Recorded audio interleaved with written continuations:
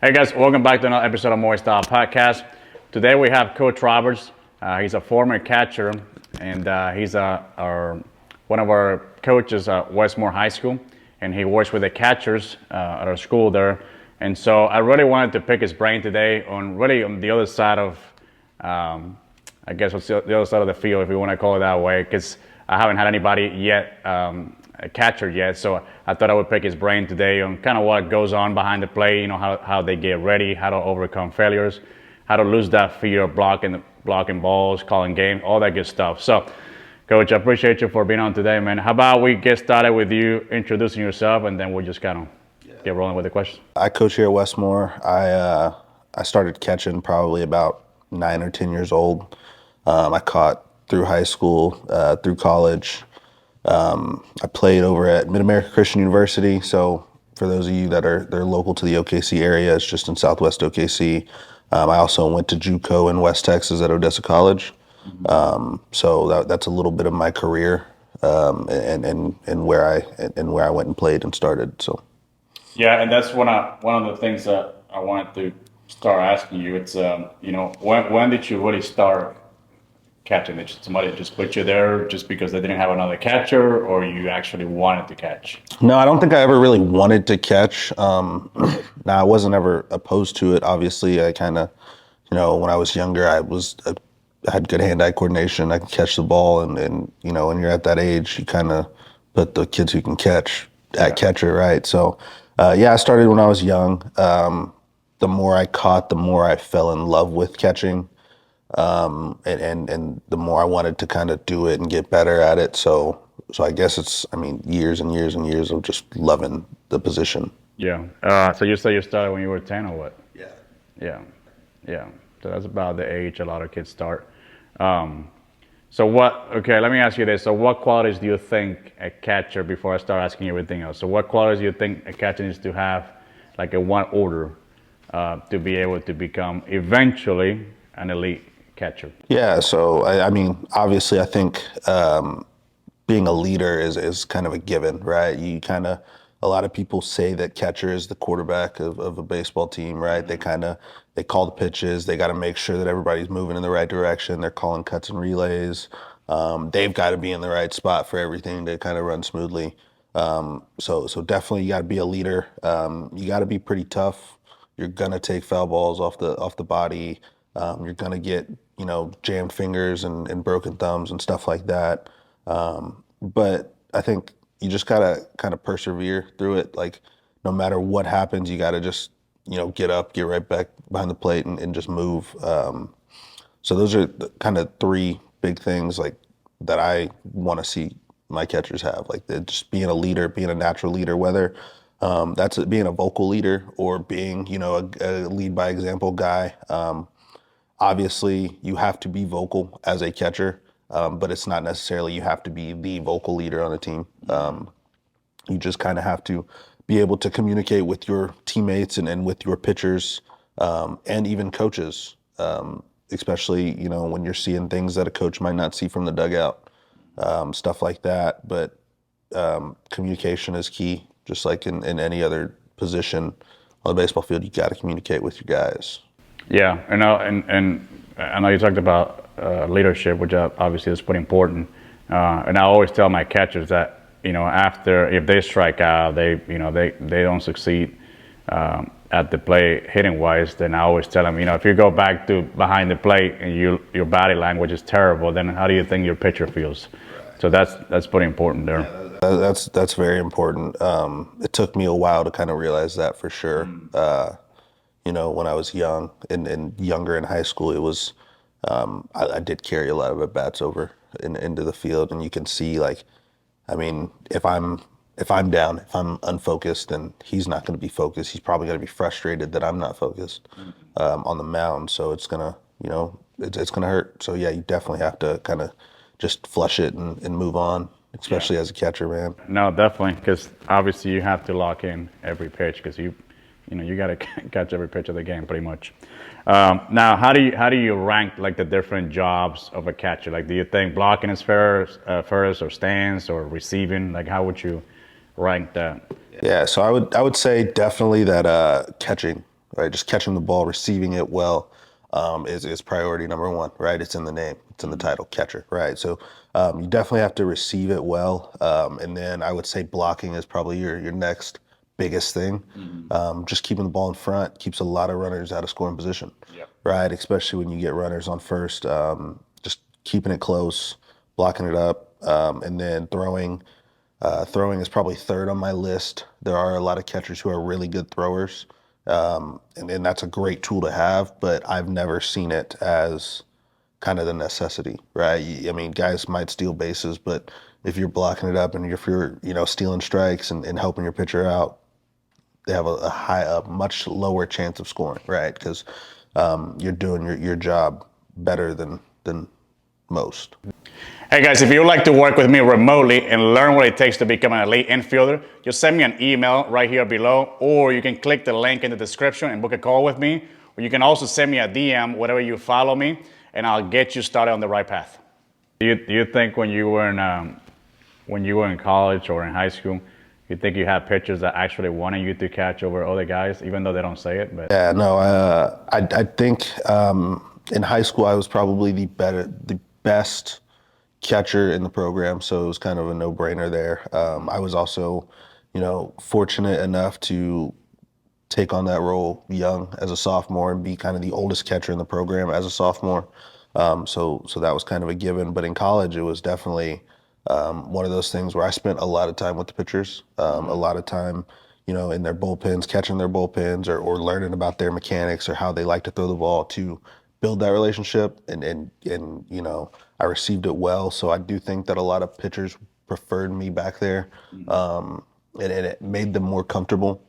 Not saying that like pitchers need to throw to one catcher. I think that pitchers are athletes and they can make it work with whoever's back there. But it definitely helps to have a good relationship and have that pitcher trust you as a catcher, and especially for them because I mean their job's hard, man. I know, obviously, because they have to make every pitch of the game. But now, like, so and that's what I was going to ask you. I was trying to see if you were going to go there. But so, like, how do you keep a good relationship? Like, how do you get on their pitcher's good side? That way they feel comfortable with you and they want to throw to you, basically. Yeah, no, I think it's definitely just like communicating with them, right? Like, just like hitters, every pitcher has the off days, right? You kind of, as a catcher, you kind of got to know when your pitcher's got an off day, right? Or what that off day looks like for them. If they have a B or a C day, right? Not their best stuff, you got to know those guys just as well as you know that guy who's on his A game, right? So it's just definitely communication. Catch bullpens, man. I know a lot of catchers, especially younger catchers in high school, and before high school, they don't like catching bullpens. Yeah. I think catching bullpens. I was the same way, but I think catching bullpens in college is what really helped me defensively. It helped me see movement, see pitches. I mean, that's the best you get to live reps as a catcher, right? So catch their bullpens and communicate with them and talk through their bullpens with them. That way you know what they're trying to do and how they have success, and you can translate that into a game. And it's kind of like that unspoken communication, right? In the game, you kind of know, hey, this guy in his last bullpen or in his pregame warmup, he really commanded the slider, right? So we're gonna use the slider today, and we're gonna use it effectively because he has that command with it. Or maybe the pitcher wasn't commanding his slider very well, so we've got to rely on the fastball and get that in the zone and establish being ahead in the count early, to kind of have success that day. So it's definitely just communication. Pay attention. Don't waste reps in the bullpens for sure. Because that's a good point too, because obviously the pitcher's not always going to be on, with the slider or curveball, whatever is, his best pitches or second best pitch. So do you try to show his best pitch right off the bat first inning, or do you just kind of wait and kind of see how the batters, obviously in college, sometimes you know the batters, but let's say you don't know the batter, so do you try to go with his best stuff first, or you just kind of wait it out and see what happens? I know who your better hitters are in the lineup. Maybe you see video and see that they hammer a certain pitch or something. I know the higher level college baseball, the better the scouting report gets. But I think that it just really depends on the day, right? If you can go out there and command, because command the fastball in the first inning and show that you've got a strong fastball and you can command it wherever you want in the zone, you probably don't need to throw that strikeout pitch, that slider, that curveball, that hitters, might not need to see it yet, right? So it really just depends on the day. Kind of gotta read swings and read hitters and see how it's going to make that decision for sure. Yeah, like you said, it's pretty important to catch a lot of catches in the catch a lot of pitches in the bullpen, because you kind of want to know what their best stuff is, but also how they break and everything, and obviously, like you said, you want to know what's working that day, because you don't want to be going with something that probably not even going to work that day, and you're just going to frustrate them even more. Yeah, absolutely. Now, I coach a lot of. I actually got a team now that's going to 12. Well, there'll be 12 in the fall now. But so when do you recommend catchers calling games? Like, do you recommend them starting to call the game at a young age, or just let the coaches call it for them, and then just kind of when they get to high school they'll figure it out? Like, when do you start that? Catcher's call at around 12 or 13. I think kind of having that idea or learning how to do it before you get to the high school level is important. Most kid pitch doesn't start until 9, right? So it's kind of hard to start calling your own pitches that early, because they don't, nobody really throws very many pitches or can command effectively enough. Yeah. So I think at 12 or 13, that's when you start teaching kids how to call pitches and how to call games. Now, that doesn't necessarily mean you just throw them back there and tell them to call it. Right. I definitely think that kids benefit more from kind of trial and error. Maybe they'll have an inning or two per game where they can call their own pitches, or maybe give them situations. Like, if there's like a pitcher, if you've got a guy who's doing well and throwing strikes and they're comfortable, maybe that's when you kind of give the catcher the ropes there and let him call pitches. Okay, so like, are you opposed to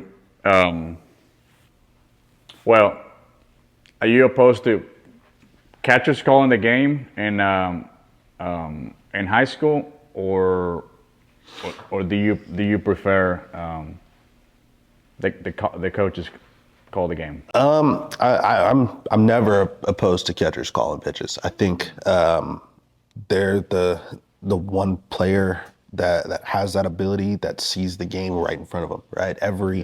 Every part of the game is in front of the catcher. So I think that gives them that advantage, right? If you're a coach, you might know the game a little bit more than your high school catcher, but you're not seeing the game from his perspective, right? You're not seeing the swings and where the batter's lining up. So I think that catchers calling games in high school is good. Now, I know that, kind of in the modern game, there's been so much learning and developing and coaching to where a lot of coaches call games in the high school and college level. It's the same way for me. I started off in high school. I did not call games. My coach called games.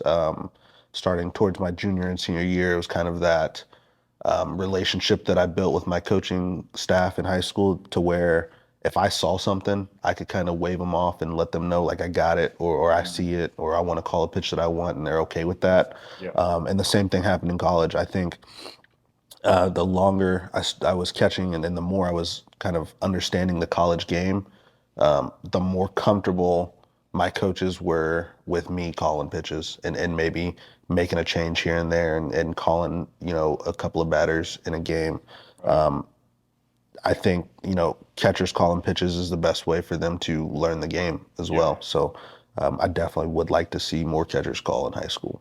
Yeah, I mean, I asked that because obviously in high school, you have all this, you got the wristband, now you have the, I forget what it's called, where they can hear you through the headset. And so, sometimes I feel like it takes that skill away from the catcher, but I get what you're saying too, because sometimes, the catcher, I mean, he's a human being, right? So he can second guess himself, or maybe sometimes they might get overwhelmed in the situation. So sometimes it's okay to have a kind of a backup plan there. So that's a good point. Because I'm a big fan of having the catchers call the game, because I feel like you said, I feel like they just they see the game a lot better than a coach does from the side.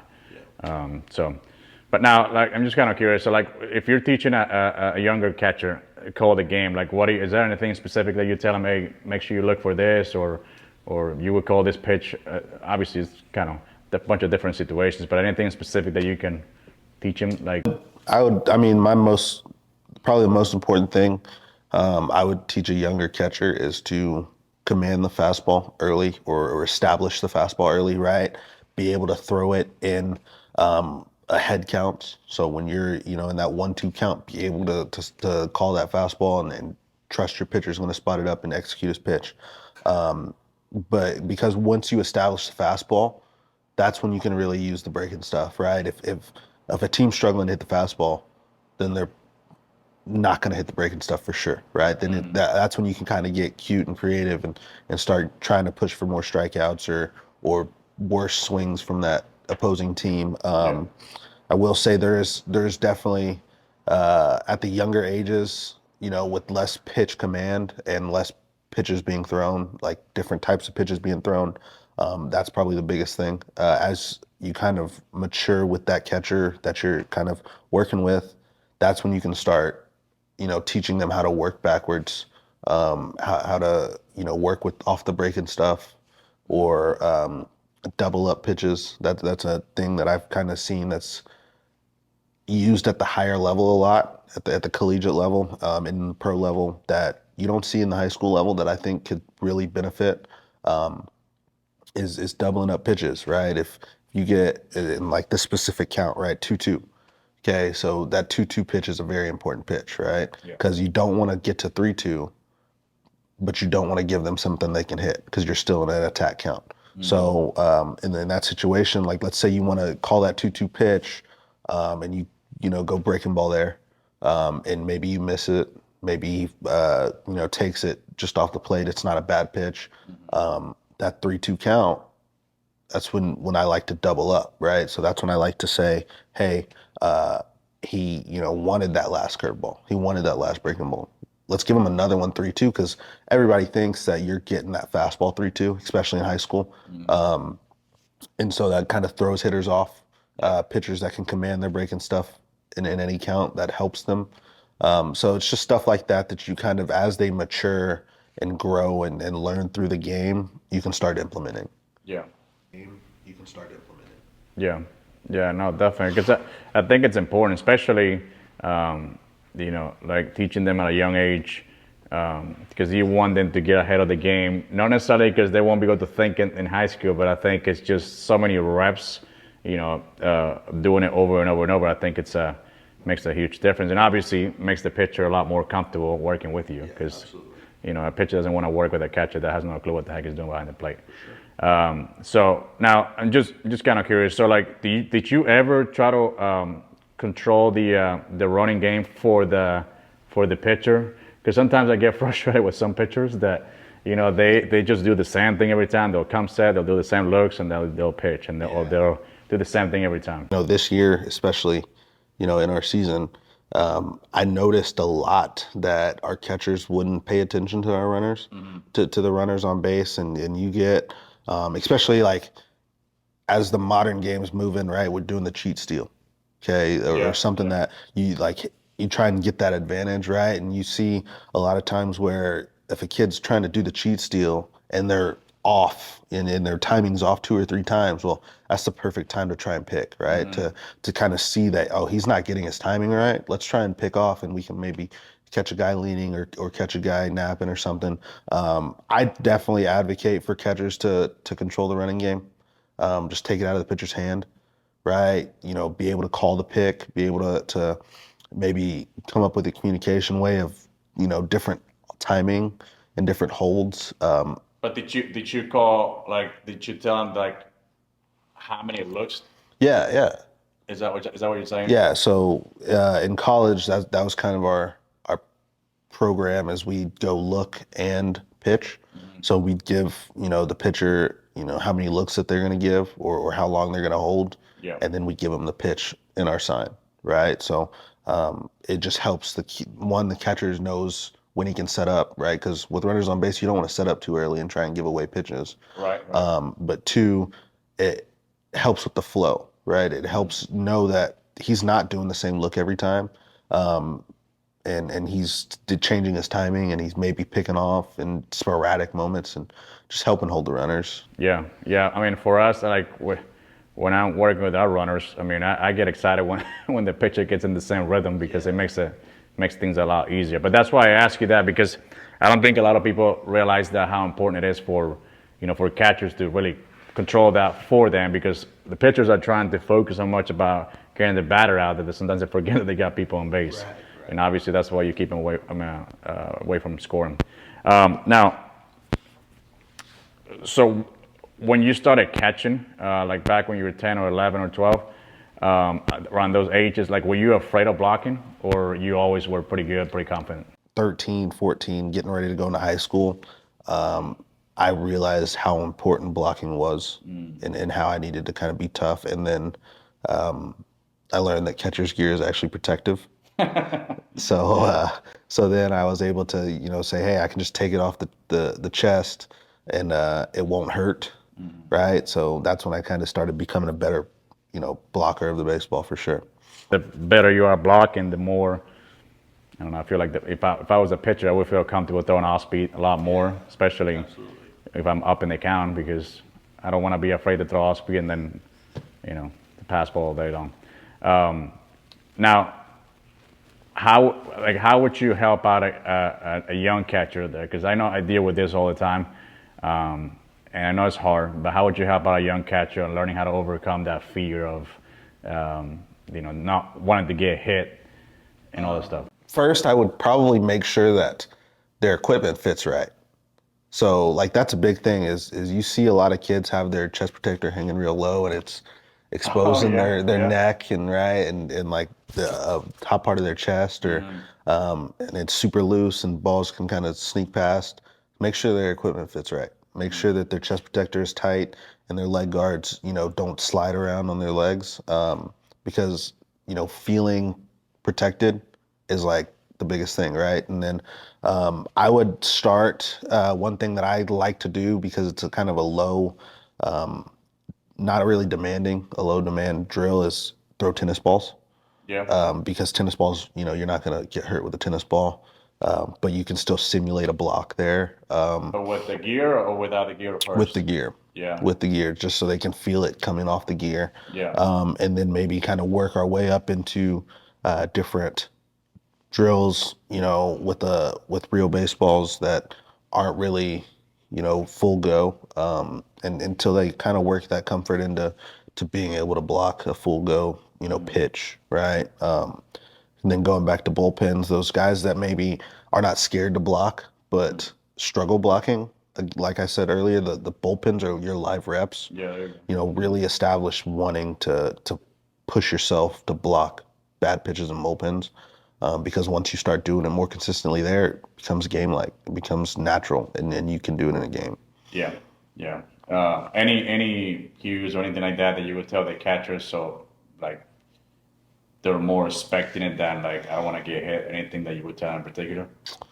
I would probably say, like, it's tough to block a fastball. Okay, first off, especially high school, college, professional baseball, it's tough to block the fastball. Fastball velo is harder. But the off-speed stuff, that should take care of itself. So I guess my big thing is to prepare to block the off-speed. Because if you can block the off-speed, you're winning half the battle. Yeah. But another thing is just kind of read the down angle, right? We see so many pitches. I mean, you see every pitch in a game. You see every pitch in a bullpen.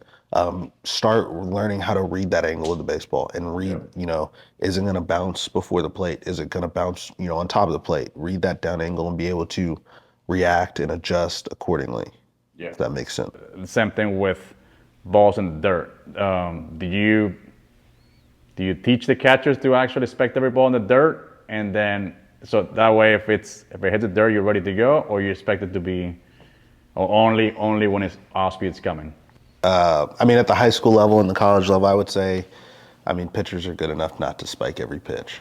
And if they're spiking every pitch, they're probably not going to be in the game very long. Yeah. So you don't really have to expect, every pitch in the dirt, right? Most people, can command the fastball well enough to not spike it, at least spike it often. So more so, I like to expect, the attacking breaking balls, the plus count breaking balls, Yeah. right? The plus count off speed, your 0-2, 1-2, 0-1 pitches that you want to try and get a chase swing on, and expect those to maybe be in the dirt, but also be prepared to stick them if they're strikes. Yeah. But I think, you don't have to expect every pitch, because then if you're expecting every pitch, you're moving a lot, right? Just like I was saying, with the last question, you don't want to move so much that the umpire starts thinking or is distracted with your movement that he can't call balls and strikes.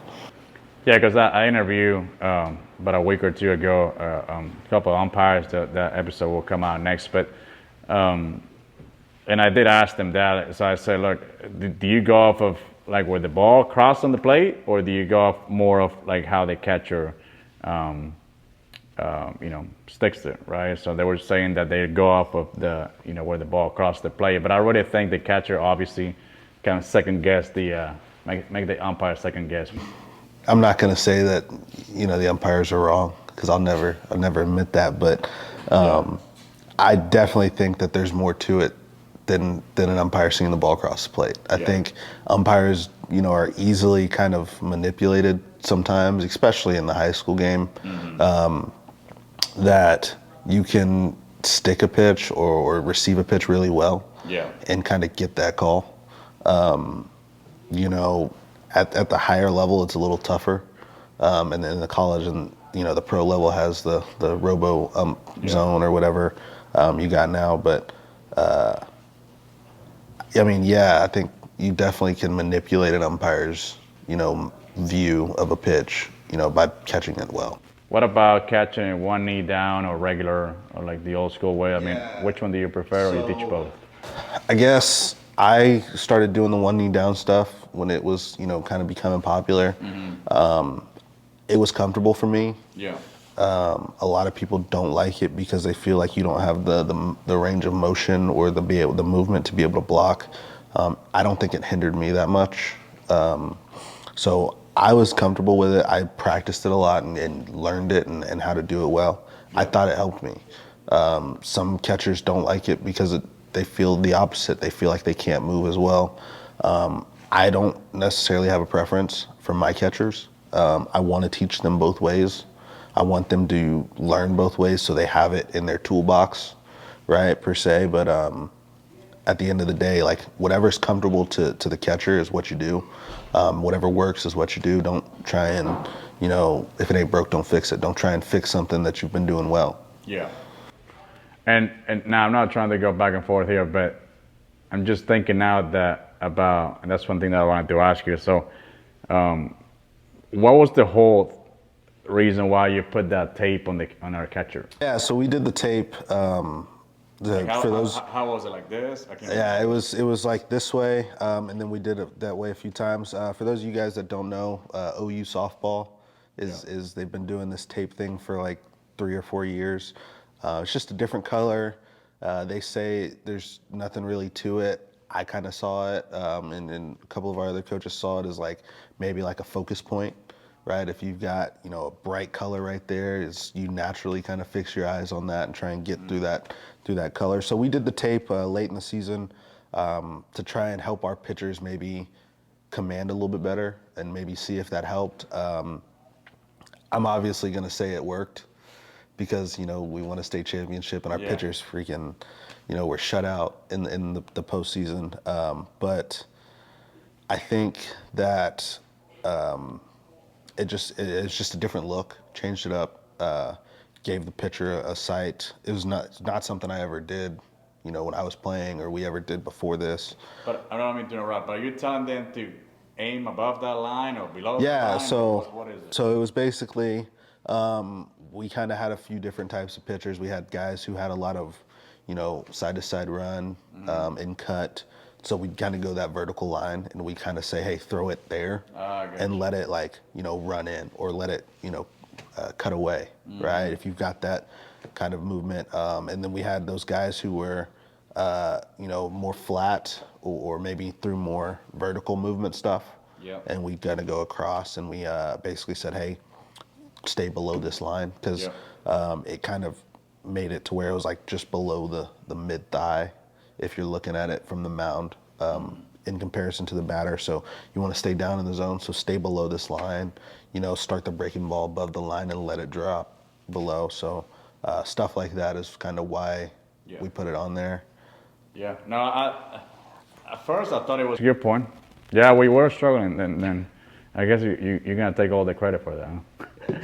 Huh? Yeah. Now, what's the like the best way to for a catcher to keep a good relationship with the umpire? Just communicate, man. Goes back to like one of your qualities as a catcher. I always like to communicate with umpires, talk through the game, start by introducing myself. I would always take my mask off, look him in the eye, shake his hand, tell him my name, just so he knows my name. I knew his name. And then I would, start by saying, hey, I'm going to ask a lot of questions, especially where like pitch misses were. If I think it was a strike, or if I think I could have caught it better, I'm going to let you know. And I want you to be honest with me and say like, hey, you didn't catch that very well, or it was a ball off, and just so I can get better, right? It was so I could be a better catcher. And I think what it turned out to be is like, I was able to talk with these umpires, and you get a lot of the same umpires week in to week out, especially in high school and college. So then you start kind of building that rapport, right? That umpire knows you, right? He likes, when you catch, because you talk to him and you communicate with him. And so that, kind of builds, week in to week out. So then you might start getting those pitches that you might not get. And I don't know if that works for certain, but it's definitely how I felt. But just communicate, be clear, and establish that relationship early. Umpires are human at the end of the day. They're gonna miss calls. Don't, fault them for it.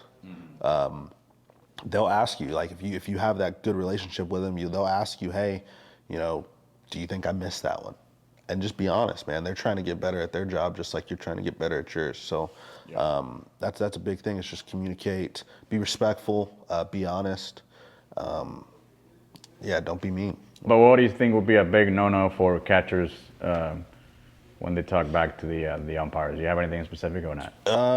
I think a few things. So just like I said, umpires are human. Umpires can get their feelings hurt. They can shut down on you. That happened to me a few times. If that is the case, shut it down. You don't have to talk to the umpire. You don't have to communicate with them. If they're, having a bad day, they know they're having a bad day, right? So you don't have to kind of put that onto them. And then the other thing is when you're talking to the umpire, you never want to show up the umpire, right?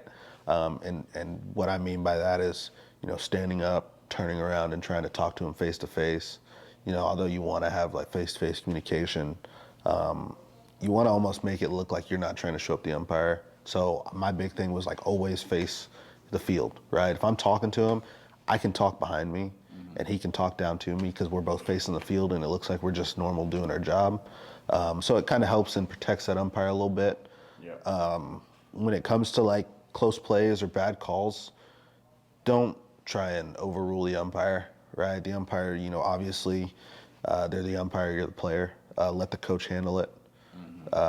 Because just like that, you can kind of break that relationship with an umpire from one bad experience, right? So stay respectful. Don't overdo it.